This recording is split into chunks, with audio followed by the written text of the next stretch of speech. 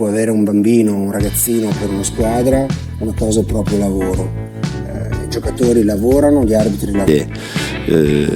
In modo più sereno, no? Perdi quella dinamicità, quella determinazione. Benar-benar bisa menggemparkan Eropa. Tepat usai laga tadi malam, begini pernyataan jujur Ketua Wasit Dunia FIFA Pierluigi Collina dan pelatih Timnas Italia U17 Massimiliano Favò usai Timnas Indonesia U17 berhasil kalahkan Italia U17 dengan skor 1-0 lewat gol tunggal Fadli Alberto di masa perpanjangan waktu di babak 16 besar Piala Dunia U17 2025 sampai terharu dan sebut Nova Arianto begini, benarkah? Yes, mantap. Ini baru kabar bahagia. Media Eropa akhirnya blak-blakan bongkar rahasia besar Timnas Indonesia senior yang mencuri perhatian dunia. Sampai sebut PSSI begini. Wah, apa yang sebenarnya terjadi? Memang tidak salah pilih. Begini pernyataan jujur striker diaspora potensial kelas Eropa, Mauro Zylstra, di hadapan publik tanah air. Apakah berani sebut Indra Syafri, pelatih Tarkam dan layak dipecat oleh Ketum PSSI Erick Thohir? Yuk simak video ini sampai selesai ya guys. Sebelum dimulai pembahasan, mohon bantuannya untuk subscribe channel ini agar tidak ketinggalan info Timnas Indonesia. Dilansir dari situs web Fiksi Garuda, tepat hari ini, kemenangan dramatis tadi malam Timnas Indonesia U17 atas Italia pada babak 16 besar Piala Dunia U17 2025 di Aspire Academy, Qatar telah menggebrak dunia sepak bola internasional. Indonesia berhasil mengalahkan Italia dengan skor 1-0 berkat gol tunggal yang dicetak oleh Fadli Alberto di babak extra time. Gol tersebut mengantarkan Indonesia ke babak 8 besar, menciptakan sejarah baru dalam perjalanan tim Garuda Muda di pentas dunia. Pierluigi Collina yang telah terlibat langsung dalam mengawasi jalannya pertandingan di Piala Dunia U17 ini tidak bisa menyembunyikan rasa kagumnya terhadap perjuangan Timnas Indonesia U17. Dalam wawancaranya setelah pertandingan, Collina mengungkapkan bahwa ia bahkan merasa sangat terharu hingga menitikkan air mata melihat perjuangan tim Garuda Muda yang luar biasa. Saya harus mengakui, saya terkejut dan sangat terharu saat saya pertama kali mengikuti perjalanan Indonesia di turnamen ini. Saya tidak pernah membayangkan mereka bisa sejauh ini. Mereka menghadapi tantangan luar biasa di babak penyisihan grup. Bahkan pada dua pertandingan pertama mereka melawan Zambia dan Brasil, di mana tim ini mengalami ketidakadilan dari keputusan wasit. Saya berada di sana, saya mengawasi langsung, dan saya merasa ini adalah sebuah bentuk ketidakadilan yang harus segera diperbaiki. Saya turun tangan untuk mencabut lisensi wasit yang merugikan mereka, dan akhirnya saya merasa lega karena Indonesia akhirnya mendapat wasit netral dalam pertandingan melawan Honduras, Argentina, dan kini Italia, kata Collina dengan suara yang penuh emosi.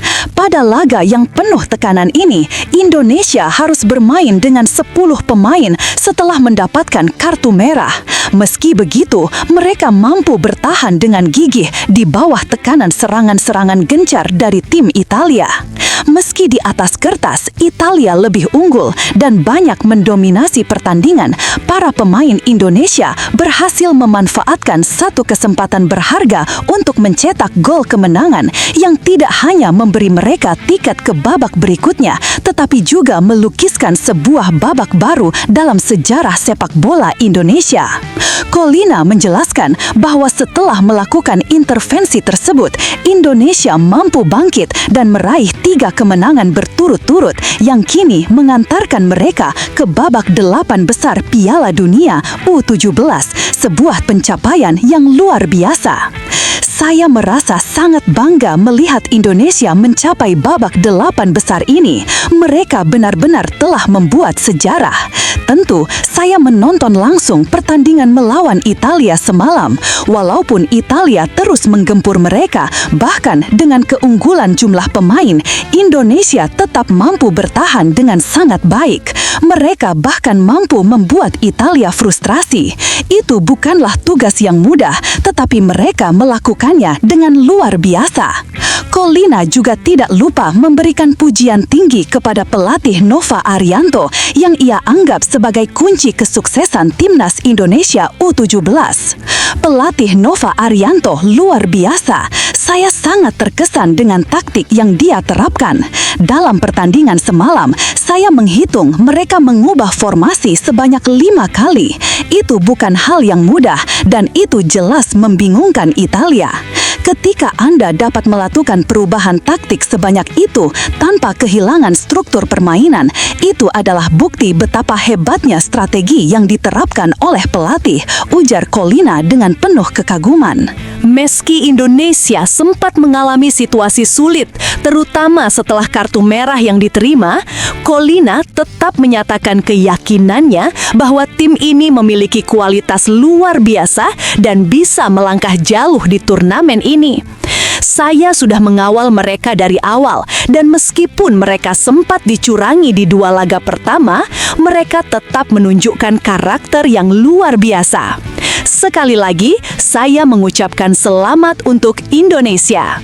Saya berharap mereka bisa melangkah jauh, bahkan mungkin sampai semifinal. Mereka memiliki semua yang dibutuhkan untuk itu. Tutup Collina menandakan betapa terkesannya dia terhadap perjalanan Timnas Indonesia U17 sejauh ini. Sementara itu, Massimiliano Favò, pelatih Italia U17, terlihat sangat kecewa dengan hasil pertandingan yang memalukan bagi timnya. Italia yang diunggulkan dalam laga ini gagal memanfaatkan dominasinya dalam penguasaan bola dan peluang yang tercipta. Pelatih Favò mengakui bahwa meskipun timnya lebih banyak menguasai pertandingan, kekalahan ini disebabkan oleh kesalahan kecil yang langsung dihukum oleh tim Indonesia.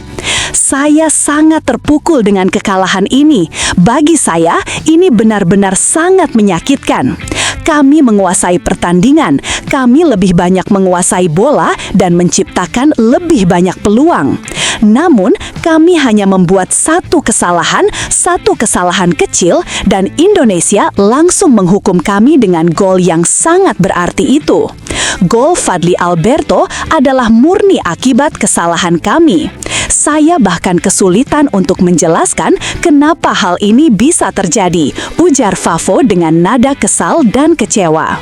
Favò yang saat itu tampak marah-marah di pinggir lapangan mengungkapkan rasa frustrasinya terhadap kualitas penyelesaian akhir dari lini depan Italia. Finishing kami sangat buruk, saya tidak tahu harus berkata apa. Peluang demi peluang kami lewatkan begitu saja. Kami seharusnya bisa menyelesaikan pertandingan lebih cepat, tetapi gagal.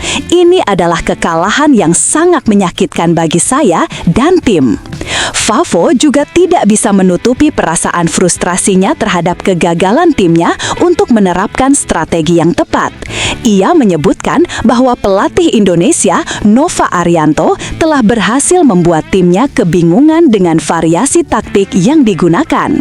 Pelatih Nova Arianto sangat pintar. Saya mengakui bahwa Indonesia berhasil mengubah formasi mereka sebanyak 5 kali dalam pertandingan ini. Itu sangat mengganggu kami. Kami tidak bisa menembus pertahanan mereka dan itu membuat kami kehilangan kendali di lapangan, ujar Favò. Di tengah kemarahan dan kekecewaannya, Favò mengungkapkan bahwa dia merasa pasrah jika kekalahan ini berujung pada pemecatannya. Saya sudah berbicara dengan pihak federasi dan saya tahu saya bertanggung jawab penuh atas kekalahan ini. Jika memang keputusan federasi adalah untuk memecat saya akan menerimanya. Namun, yang lebih penting saat ini adalah memberi penghargaan kepada Indonesia. Mereka pantas menang malam ini dan saya yakin mereka bisa melangkah lebih jauh. Mereka memiliki potensi besar, saya rasa mereka bisa sampai semifinal atau bahkan lebih jauh lagi, tutup Fafo dengan nada yang penuh penyesalan. Kemenangan atas Italia adalah pencapaian yang luar biasa bagi timnas Indonesia U17. Setelah melalui perjalanan penuh tantangan dan kontroversi, Garuda Muda akhirnya membuktikan bahwa mereka bukanlah tim sembarangan. Kemenangan ini bukan hanya soal hasil akhir, tetapi juga tentang karakter, perjuangan, dan semangat juang yang ditunjukkan oleh para pemain muda Indonesia. Gol Fadly Alberto di babak extra time adalah simbol dari tekad yang tak pernah padam.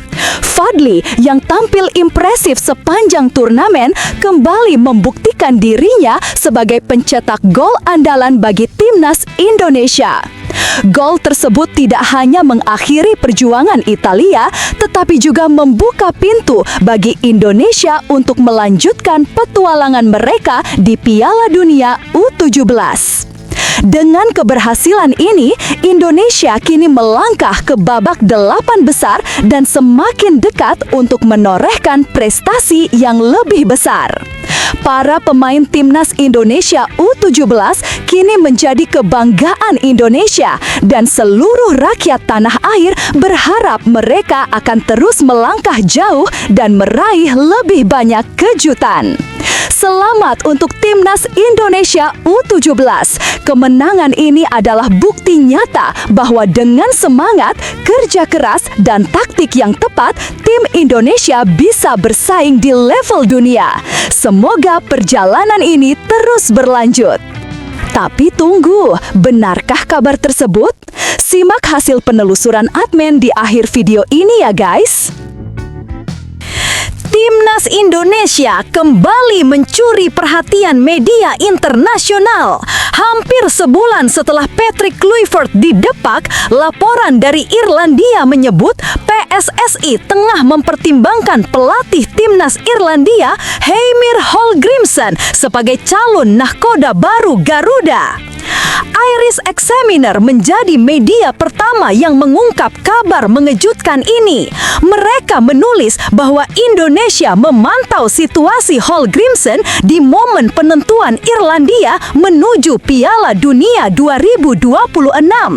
Dalam laporannya, PSSI disebut telah menyiapkan daftar pendek kandidat pelatih dan menunggu selesainya jeda internasional November sebelum mengambil keputusan.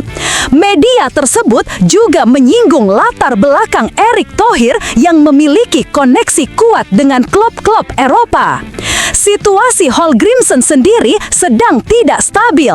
Irlandia akan menghadapi 2 lawan berat, Portugal dan Hungaria. Jika hasilnya buruk, posisinya disebut bisa terancam, membuka peluang PSSI bernegosiasi tanpa perlu membayar kompensasi kepada Federasi Irlandia.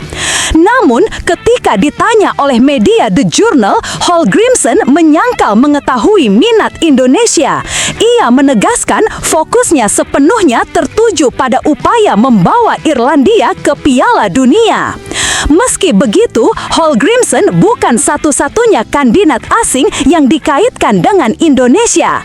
Nama Timur Kapade, mantan pelatih Uzbekistan, juga sempat muncul karena pengalamannya di sepak bola Asia.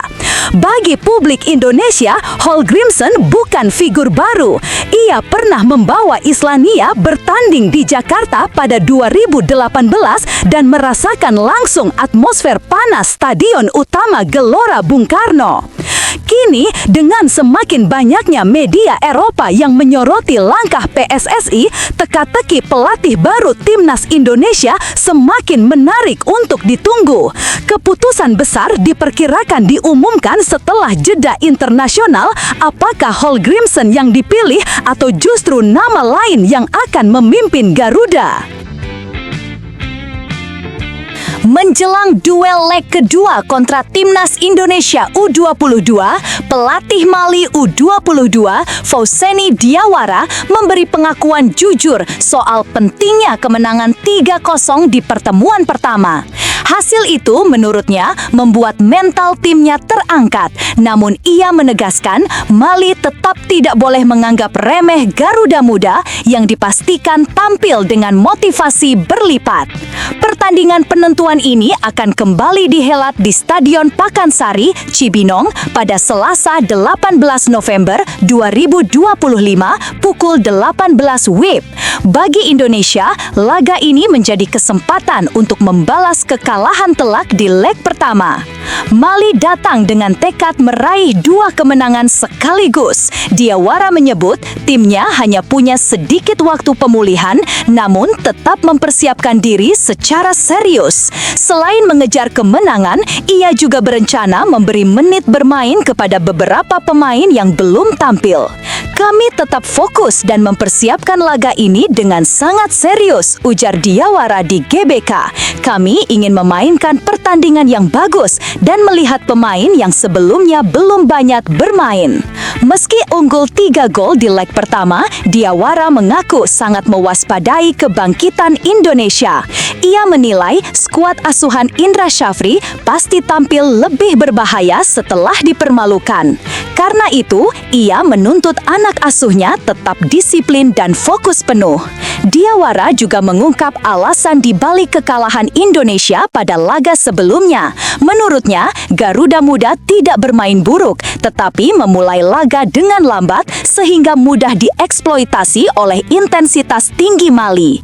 Indonesia memulai laga dengan kurang baik dan kami memanfaatkan itu untuk mendapatkan kepercayaan diri, ucapnya. Meski demikian, sang pelatih memberikan pujian kepada kualitas pemain Indonesia termasuk Ivar Jenner yang dinilainya punya pengalaman di atas level U22. Ia melihat Indonesia sebagai tim yang sedang berkembang, sementara Mali sudah terbiasa menghadapi duel fisik dan tempo cepat di level Afrika.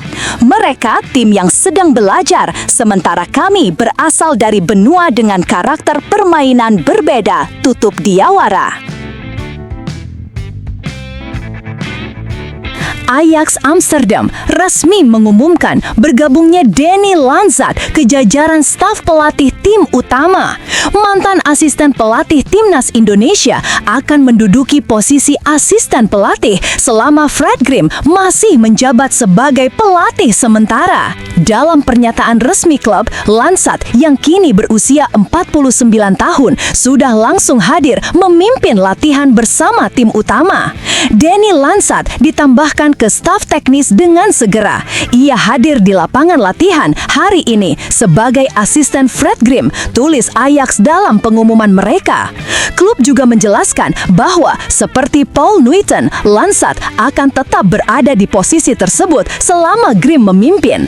Urbi Emanuelsen juga menjadi bagian dari staf kepelatihan Ajax musim ini.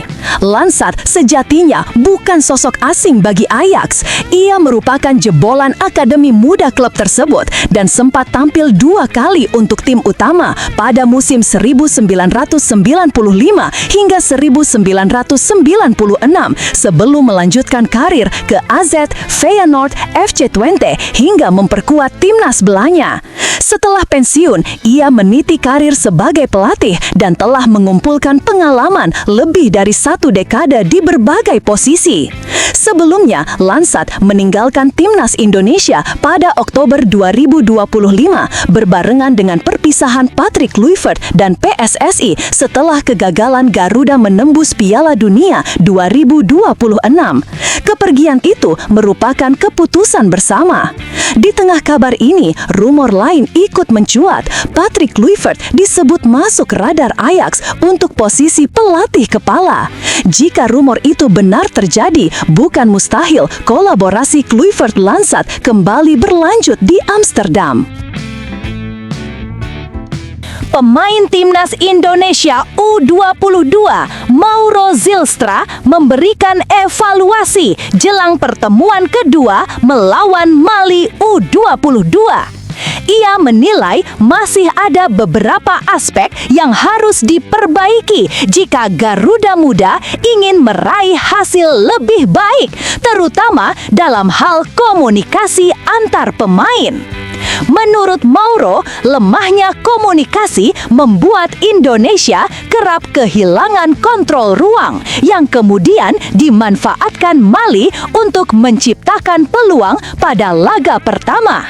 Kekurangan itu turut berperan dalam kekalahan telak 0-3 di Stadion Pakansari pada 15 November 2025.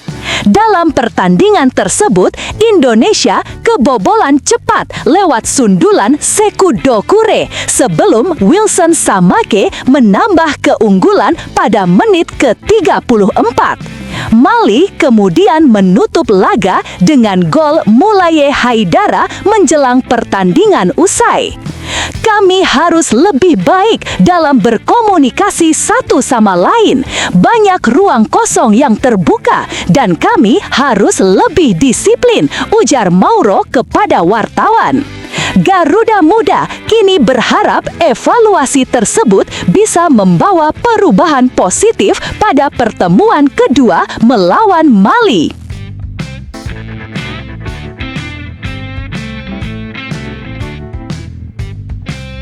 Indra Syafri menunjuk Ivar Jenner sebagai kapten timnas Indonesia U22 saat menghadapi Mali dalam laga uji coba di Stadion Pakansari, Bogor, Sabtu 15 November 2025.